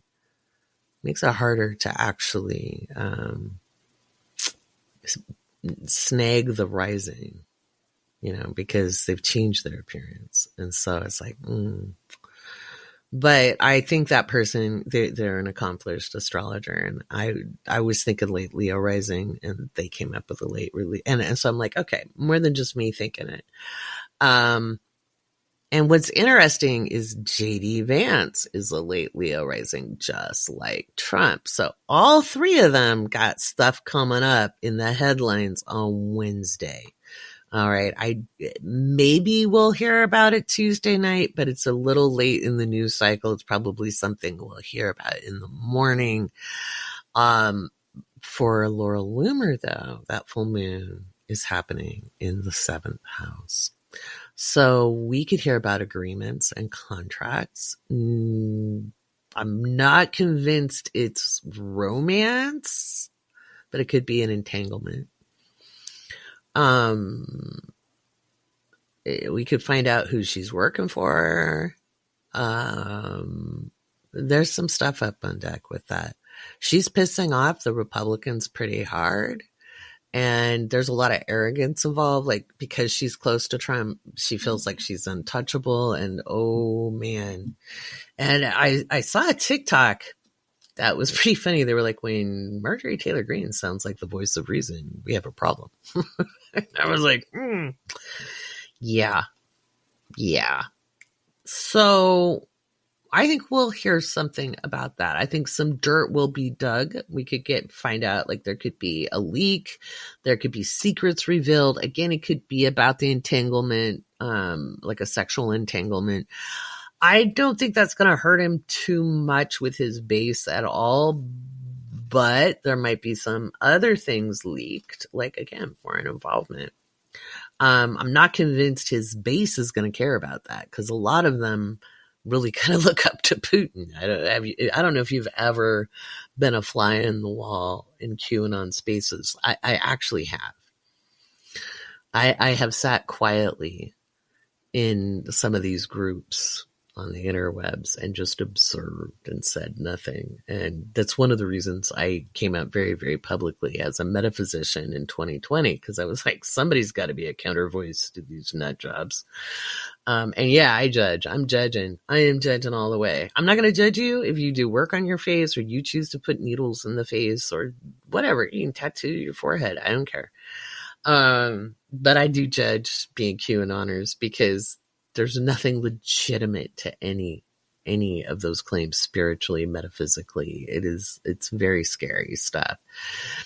So yeah, I judge that. I do, because it's not a matter of opinion. There's just like outright flat lies that are, used to manipulate people who are fear driven, who feel disenfranchised and powerless. It's kind of like the same reason people want the aliens to come, because, we've got to clean up our own room, guys. There's no extraterrestrial coming down to save us at this point. We got to fix our own problems. And then we might get to see some friendly faces. Okay. Remember the original Star Trek? And remember the Next Gen episode where we got the origin story for First Contact? Remember? You don't? Go watch it. Kind of have to get our own shit together before extraterrestrial benevolence can come our way. So don't ask me about aliens anymore. It ain't happening right now. We got to clean up our own mess. Nobody's coming to rescue us. There's no Messiah. There's no help coming until we take action. Okay, I'm not saying there isn't a Messiah or there isn't benevolent energy at all. I'm just saying it ain't coming right now. Okay. So anyway, Trump is going to have secrets revealed. Laura Loomer, sorry, tongue twister, is going to have like contracts announced, or it'll reveal who she's working for. And besides the campaign, any involvement with and who her alliances and allegiances are to. So there's that. And then JD Vance is going to have some secrets revealed as well. I don't think the GOP is all that happy with him either. I want to know what they've got on Lindsey Graham, because Lindsey Graham used to hate Trump, and now, he just kisses his ass all day long. Yeah. So JD Vance, and what's interesting, JD Vance, Donald Trump, Laura Loomer all have late Leo risings. And what I'm trying to decide, is it because Trump wants to hang out with people who are like him? And I'm not saying, by the way, if you have a late Leo rising, that does not make you like him. Energy expresses in a spectrum. Okay. We're looking at people who are expressing that energy in a certain spectrum. Okay. At a certain level, like, and it's very, one, insecure and arrogant. And there's a big difference. If you're a confident Leo, if you're a caring Leo, if you have a generous heart, see, that's all a different expression of, at a different layer of the spectrum, right? So I am not dogging on Leo risings. My mom is a Leo rising. Okay. She's super cute. All right. But in her words, I decorate the property so people come drive and see it. Leo risings like to be visible, whether they're doing it in a negative way or they're doing it in a positive way, which, my mom lives in a small town in a rural area. And it is nice that she decorates for the holidays because, there's people, kids, families, they come drive by and it's part of their holiday traditions. And how sweet is that, right? And she likes that. She likes to be visible. Ask me how that went when I was a kid and I didn't like being visible. As a Scorpio rising, it'd be like, ah! But I love that she does it and I love that she gets a kick out of it. But on a negative level, or the basement level of the expression, it is, I will do anything to stay in the spotlight. I will do anything to retain dominance. And we saw J.D. Vance admitting to lying about the cats and dogs in Ohio and creating an incredible difficulty for people in the Haitian community, Haitian Americans having difficulty. It's hard enough to be an immigrant, guys. I've lived all over the world. If you're white like me, you call yourself an expat. You're still an immigrant, right? I've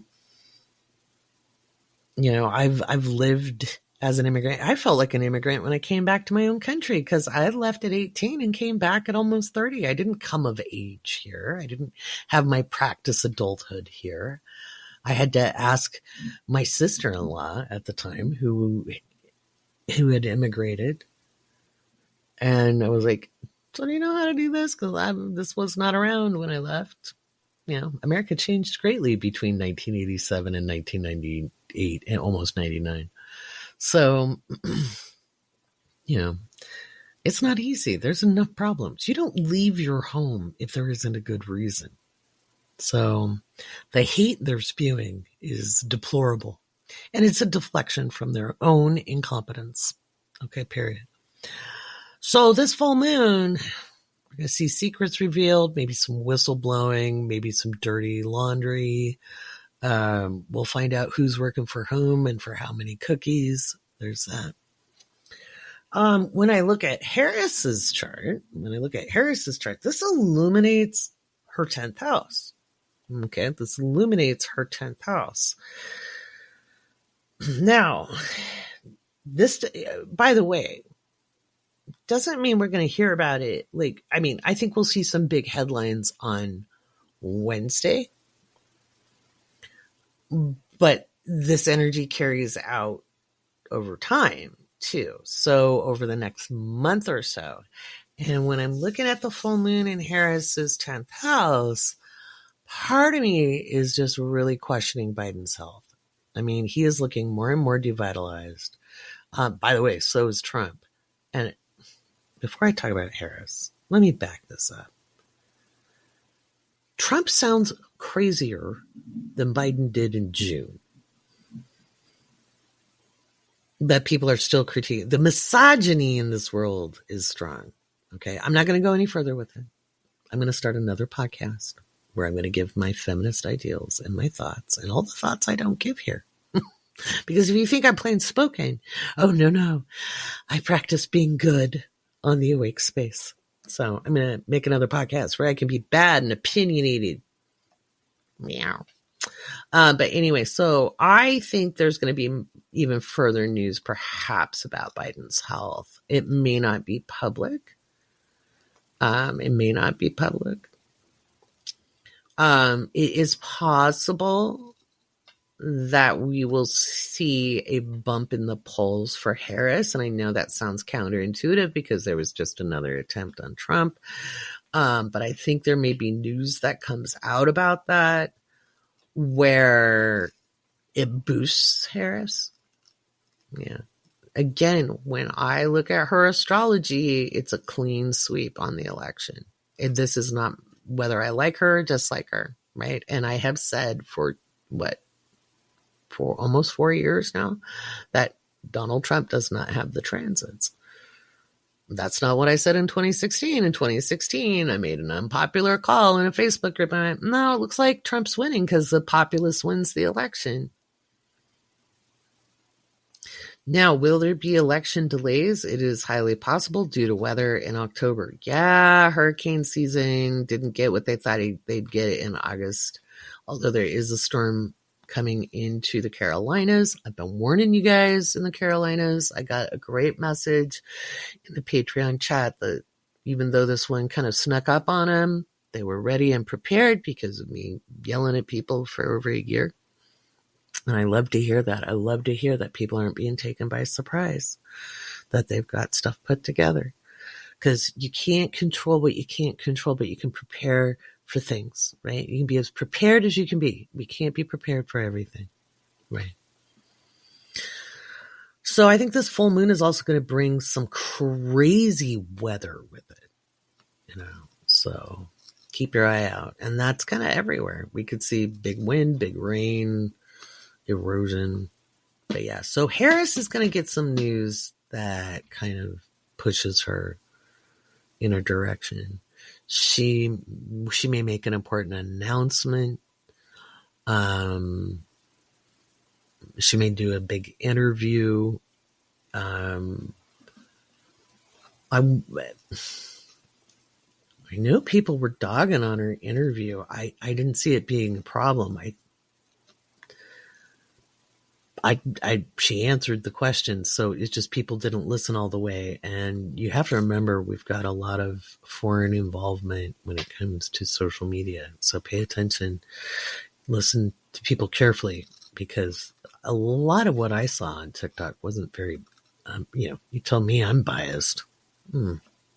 I saw as a lot of punditry and opining. But I think she could have been smoother.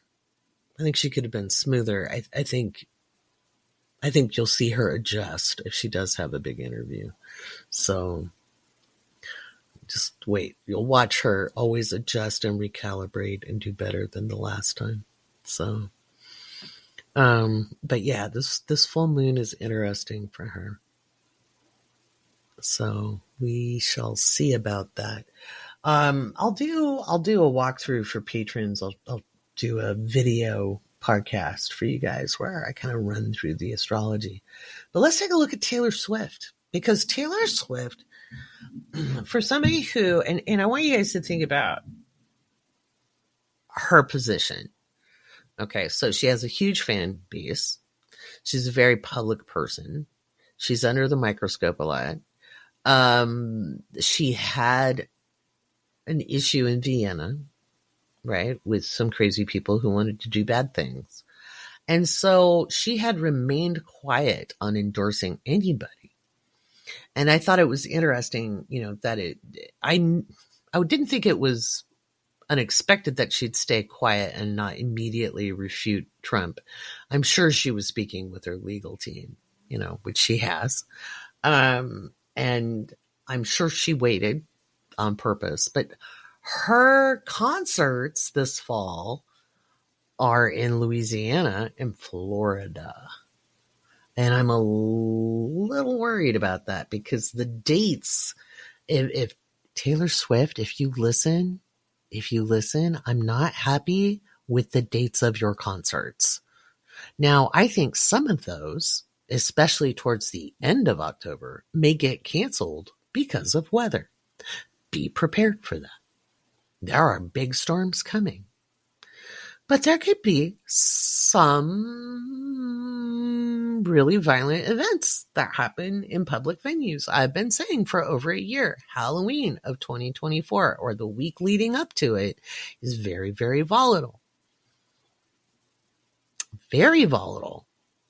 And it's very volatile for Taylor Swift personally. October might be a challenging month for her. And it could be because of crazy people. Go figure. So let me see here. Let me find her chart. So many pictures. I have it saved on my phone. I wrote a note on it. So I'm looking at what it's doing. So the full moon for Taylor Swift is happening in the 3rd house. I think. Hang on a second. Is it?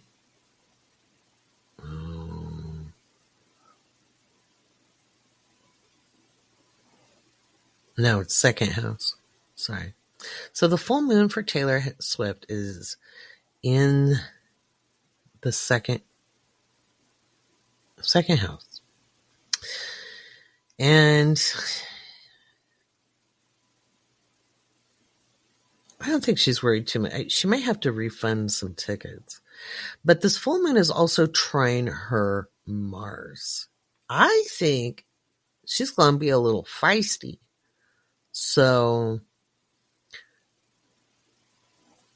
I think she's going to be very feisty. I am still concerned as we look at the Mars action by transit. I think we have to worry a little bit about her physical safety. But it too will be training her Mars. I mean, she's going to come out stronger because she always does. I don't see her getting hurt. But she may have to cancel some of those concerts. So, and she may have some issues with transportation on Wednesday. It could be Tuesday night, Wednesday. So we might hear that her plane got grounded, or she had to cancel a trip, or something because of a mechanical issue with a car or a plane or something. I don't see any issues with her.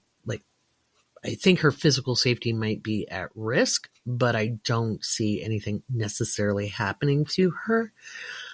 But we may, in late October, we might be hearing some stuff about relationship stuff. Now, this might be an announcement of an engagement. This could be what have you. And if you guys were at the event Matilda and I did together, Matilda's very convinced they'll be married. I am convinced that if they get married, it probably won't last very long, maybe a couple years max. So I know I'm always the Debbie Downer. But anyway, I'll do a special, our patron only podcast. I'll do a visual podcast for you guys, and I'll go through this. What's it doing for King Charles? Let's take a look at that, because I'm expecting some announcements about King Charles's health soon, especially in October. October's such a big month, guys. And I mean a huge month. When Pluto goes direct, it's just going to be like this big explosive energy. Does that mean there'll be bombs? It could be. But it doesn't mean that necessarily. There'll just be, we could see some world leaders have a crisis. But yeah, I think King Charles, definitely in October, we're going to be hearing stuff about his health, but, interesting. There could be a death in the royal family.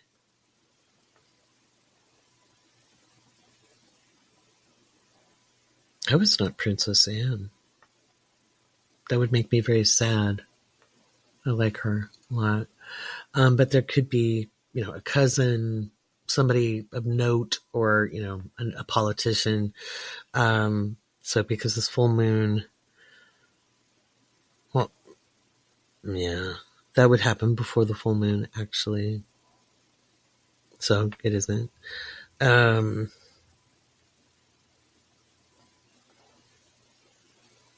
me see. He could have an announcement that he's making. Or there'll be an announcement about him. I am not very happy with this year's astrology and King Charles's health. I think he's a lot sicker than they're letting on.